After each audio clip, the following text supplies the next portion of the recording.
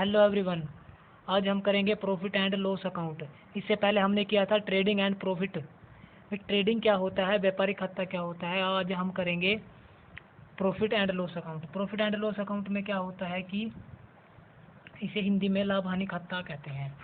लाभ हानि खाते का मीनिंग होता है उस खाते से जिसमें समस्त इनकम एंड एक्सपेंसेस एकत्रित किए जाते हैं, जिसमें आय की यानी कि इनकम की खर्च व खर्च की आय से अधिकता ज्ञात की जाती है। यानी कि आय की खर्चे से और खर्चे की आय से अधिकता ज्ञात की जाती है, इसलिए हमें लाभ हानि खाता बनाया जाता है। और प्रॉफिट एंड लॉस अकाउंट बनाने से हमें सकल लाभ यानी कि नेट प्रॉफिट और नेट इनकम का भी पता चलता है।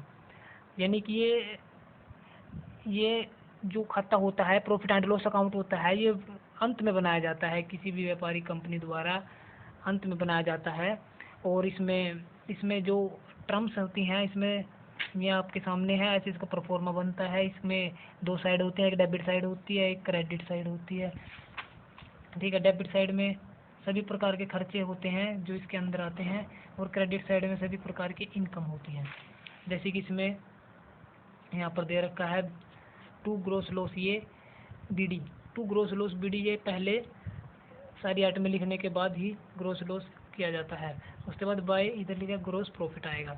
ठीक है, उसके बाद यहाँ पर ऑफिस से संबंधित खर्चों को यहाँ पर लिखा है कार्यालय खर्चे है, ऑफिस एक्सपेंसेस।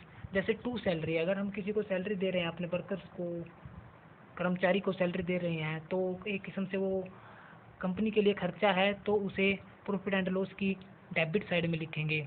और to rent rate and taxes, ये भी एक किस्म से खर्चा है, जैसे कि कंपनी का किराया, टैक्स लगना, किसी भी प्रकार से कंपनी को सरकार द्वारा टैक्स लगाया जाता है, तो वो भी प्रॉफिट एंड लॉस की डेबिट साइड में खर्चे के रूप में ही आएगा। उसके बाद टू प्रिंटिंग एंड स्टेशनरी, जो छपाई होती है, जो मशीनें होती हैं प्रिंटिंग की, उनका जो खर्च होता है वो भी इसी साइड। टू पोस्टेज, ये सभी खर्चे एक कंपनी के होते हैं, जो डाकघर के खर्चे होते हैं, वो भी यहीं पर आएंगे। और इधरली साइड सारी इनकम आती है, जैसे कि रेंट लेना है, कंपनी ने कोई कमरा किराए पर दिया है, उसका रेंट लेना है, वो इस साइड आएगा। रेंट फ्रॉम टेंट, किराए से किराया, कई बार कंपनी किराए पे कमरा लेकर उसे किराए पर दे देती है, तो उससे भी प्रॉफिट होता है, तो वो भी प्रॉफिट एंड लॉस की क्रेडिट साइड में आएगा। उसके बाद इनकम रिसीव्ड, डिस्काउंट रिसीव्ड, छूट प्राप्त करना, कई बार कंपनियों को सरकार द्वारा या किसी अन्य दूसरी कंपनी द्वारा छूट दी जाती है माल के परचेज पर। ठीक है, तो वो भी एक इनकम हो गई, तो इनकम होगी तो वो क्रेडिट साइड आएगी।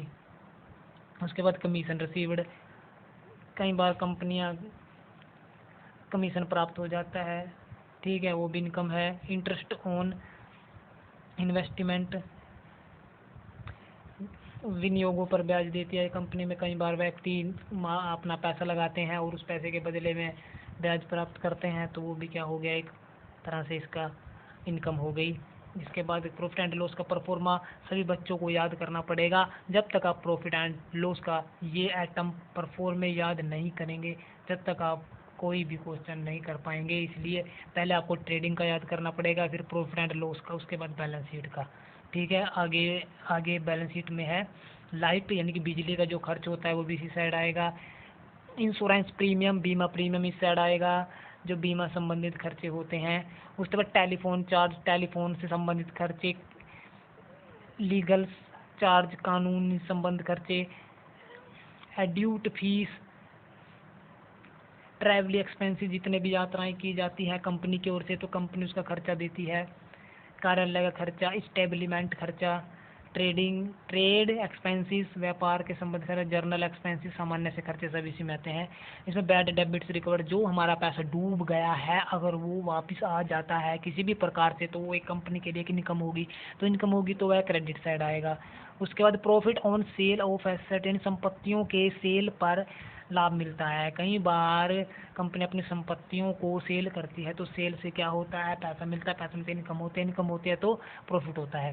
और जो प्रॉफिट होता है वो प्रॉफिट एंड लॉस की क्रेडिट साइड में जाता है। उसमें मिसलेनियस रिसीव्ड यानी कि विभिन्न प्रकार की प्राप्तियाँ, कई बार कंपनियों से बहुत प्रकार की अनावश्यक प्राप्तियाँ प्राप्त हो जाती हैं, तो वो भी इसकी इनकम होती है और वो भी प्रॉफिट एंड लॉस की क्रेडिट साइड में जाएगी। उसके बाद नेट लॉस, जितना भी नेट लॉस होगा वो इधर से ट्रांसफ़र किया जाएगा। ठीक है, उसके बाद ये सभी इनकम के आइटम हैं, ये सभी ये नहीं ये सभी सॉरी ये सभी खर्च के आइटम है, वे लिखे है ना खर्च की, ये सभी इनकम के आइटम है। ठीक है, तो आगे चलते हैं।